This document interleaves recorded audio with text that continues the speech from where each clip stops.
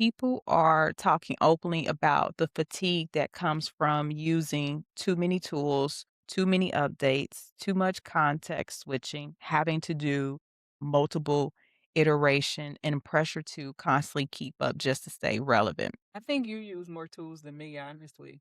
How do you manage the Um, I burnout? so the burnout, I think there is 2 components. You wanna stay relevant. There's a platform update every day, every week, and so I think you need to balance trying something as you need to balance trying something just to see if it has value versus adding it to your work stack. I think that's a difference. But adding every new tool to your work stack, I don't agree with that. And you're absolutely right. I mean, I'm guilty as charged. I lost a whole day just the other day with the Claude design release. So guilty as charged, but it's not something that I'm yet ready to again add to my work stack. I'll continue to use other tools for right now. But I think that there's this implicit message that occurs when a new platform update. If you're not using this, you're behind or you're missing out. And so people feel overwhelmed. And I completely ignore all of that. I have not clicked on Claude Design, none of it, because I haven't found a reason to, and I think I need to find a quick way to determine, is this a new feature that's valuable to me? And usually that doesn't happen until I have an actual project and I'm like, oh, there was this new product. Maybe I can try that. But I'm not a try everything that comes out type of person. And I honestly think the real reason why I think I don't just try stuff is because I'm big on like focus and reduction of noise. And I know some stuff is just noise. Like there may not be any value to trying the updated tool.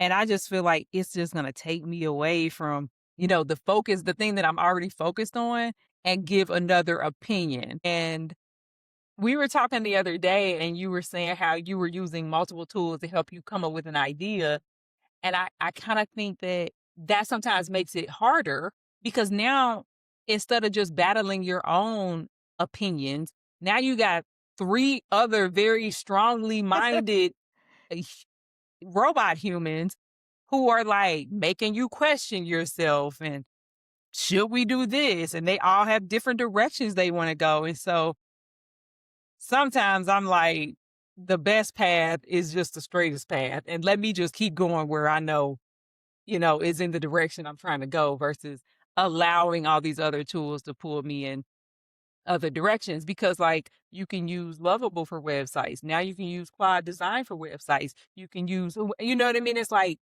to your point, you can't lose a day trying to figure out what's the best tool when you could have just built the thing. Mhm.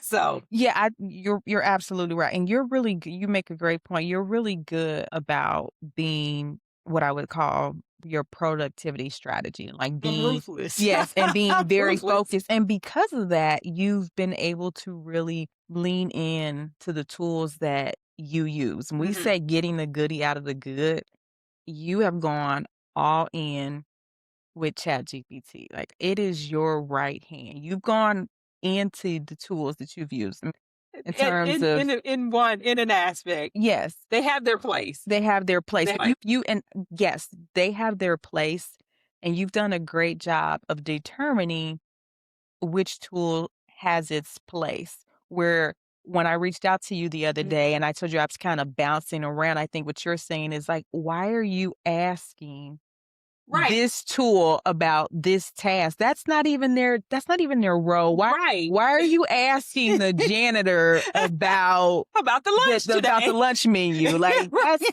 that's not his area of expertise. And so I get because what happens is I'm on this treadmill where you've been, what I would say, zeroed in your productivity, you have a strategy, and I'm on the hamster wheel of platforms. Yeah, I mean, that's a whole nother topic that we may wanna go down that path, but when I have So I'm using ChatGPT for strategy, and then I'm using Claude for creative first drafts, I'll call it. And then what else am I using? I use Perplexity when I know I want it to scour the internet and find Mhm. something like what are the trends, what's going on. And so it's like I very rarely go outside of those lines. Sometimes I'll do a gut check. I'll take the strategy from ChatGPT and I'll pop over to Claude and I'll say, how are we going to produce this creatively? And you'll know sometimes Claude will say, this is spot on. Let me just whip it up. But sometimes they have a little bit of an opinion, but that's not me going to Claude asking the exact same question, asking for a duplicate. Mm. And then there's this manual labor that you're taking on trying to compare them. And I'm like, I'm not going to take on that extra labor. It's like, here's my strategy, critique it and move forward. So I do think that might lead to the burnout, actually. Oh, certainly. And I think what you're saying here and what the reader or what the listeners and what the listener should take away with is, pick 3 tools, maybe 5 depending on how broad your work is, but pick 3 tools. It's not more AI, it's more of a narrow stack and Yeah. really but find the tools that work for you and go all into to those tools. Yeah, I think instead of bopping around between the newest shiny object, it's what tools do you have at your disposal? Who are you already paying on a monthly basis? Right? Who are you already paying? What do they do really well for you? And like give them a job and don't deter from that job. I think that's the key. It's like stop trying to, like you said, stop make turning the janitor into the lunch lady. Keep each tool focused and when you're not trying to translate between the tools, I mean, I think that's unnecessary burnout or can lead to people feeling burnt out when using AI is that AI is taking us from being individual contributors and doing to Mhm. more of a supervisory role. And if you've ever been a leader in a company, if you've ever had direct reports, you know how much more draining that is. And I feel like that may be why people feel burnt out because if you've never had that experience of managing people or having a team, now all of a sudden you have a team with AI. And so AI is giving you outputs, and now you're having to supervise and go back and forth. I kinda think that's a major side effect of AI being introduced that people, didn't really anticipate. Yeah, I think that that's great feedback.